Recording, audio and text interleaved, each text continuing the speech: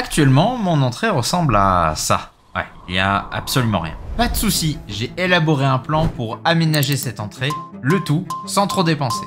Ce ne sera pas de tout repos et je risque de faire pas mal d'erreurs. D'autant plus que je me suis motivé à tester de nouvelles choses, mais je vous assure que je vais faire de mon mieux pour réaliser ce projet sur mesure et avoir enfin une entrée digne de ce nom. Allez, je vous propose de commencer par le ponçage. Comme ça, on pourra se concentrer sur la réalisation des meubles pendant le temps de séchage. Par contre, ça fait pas mal de poussière. Donc avant de peindre, on a bien nettoyé, protégé les prises, les interrupteurs et aussi les plinthes.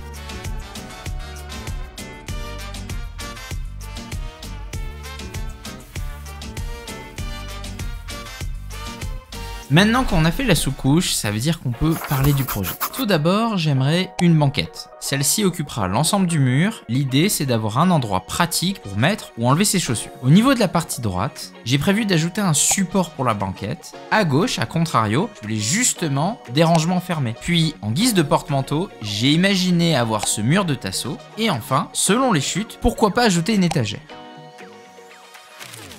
Là, on va se concentrer sur le banc. Pour commencer, j'ai coupé les pieds et la structure de l'assise. Le défi va être de réaliser une clé du barbu. Pour cela, nous aurons besoin de 3 éléments. Voici le tout premier. Pour faciliter les choses, je me suis marqué les zones à enlever et j'ai pris des tasseaux de 30 par 30 pour faciliter les calculs. Ensuite, on peut s'attaquer aux 2 autres éléments, qui en fait sont identiques. Il suffit juste de les retourner. Et voilà, on en a fini avec les tracés. Je vais pouvoir utiliser la scie à ruban pour réaliser les découpes. Ce que je fais, c'est que je décale légèrement la cale pour couper le bois petit à petit. C'est assez répétitif, mais super satisfaisant. En plus de ça, une fois que j'ai pris le coup de main, c'est allé super vite. Et à la fin, on enlève juste les morceaux qu'on ne souhaite plus avec le ciseau à bois. Maintenant qu'on a terminé les découpes, on peut assembler tous ces éléments. Au final, c'est comme un gros puzzle.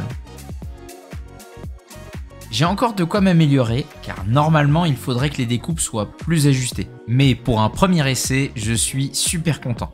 J'ajoute juste ce qu'il faut de colle à bois afin que cela ne bouge plus. Et n'ayant pas de serre-joint assez grand, on a eu l'idée d'utiliser des sangles à cliquer. Il faut juste faire attention de ne pas trop serrer. On continue avec la banquette qui s'appuiera sur le banc qu'on vient de réaliser.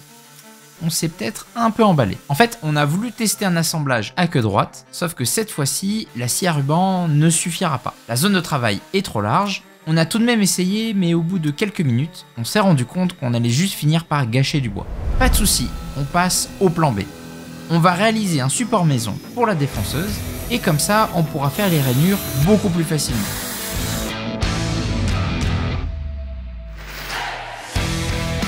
Et vous savez quoi, ça marche super bien. Bon, par contre, il faut faire attention, ça reste quand même assez dangereux.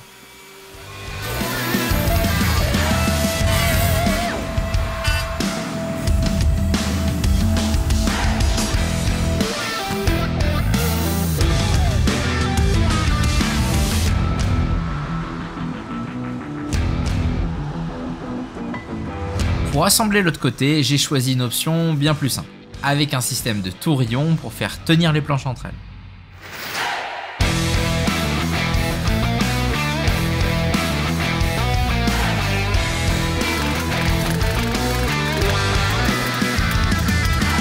Et voilà, ça s'assemble assez bien, mais encore une fois, dans le futur, j'essaierai d'être plus ajusté en termes de découpe, car on voit bien que là, le bois s'assemble trop facilement. On va pouvoir passer au ponçage, afin de réajuster les assemblages et rattraper les défauts de coupe. Le sapin est un bois très tendre, donc j'ai essayé de ne pas trop forcer, sinon je risquerais d'abîmer le meuble.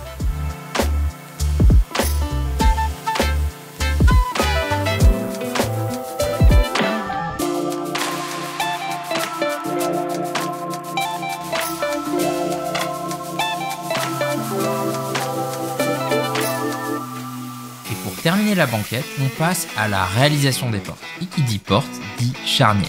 On a utilisé un gabarit, réalisé les trous, et hop là, ça c'est fait. En parallèle, on attaque la finition du bois. On a opté pour du bronois, qu'on a décidé d'appliquer avec un rouleau. De mon côté, j'ai découpé une vingtaine de tasseaux pour réaliser le porte-manteau. J'ai réutilisé des chutes de projets précédents afin d'avoir le même espacement. Et pour lier tous les tasseaux entre eux, j'ai utilisé 2 tasseaux à l'horizontale, on a fixé le tout avec des vis.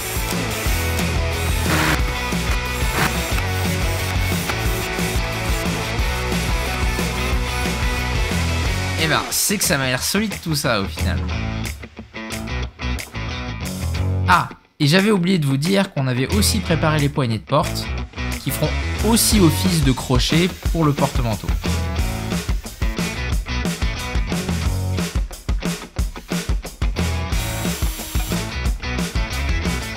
J'ai choisi de reprendre la peinture couleur gris poivre qu'on avait utilisée dans nos escaliers pour être accord. Il est temps d'assembler tous ces éléments, mais avant ça, il faut que j'ajoute l'étagère.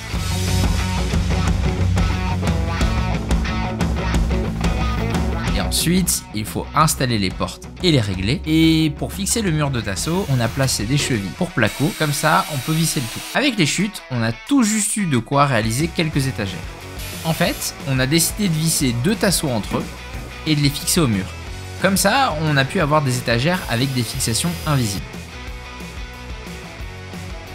On arrive enfin à la fin du projet. Je vous laisse avec le résultat.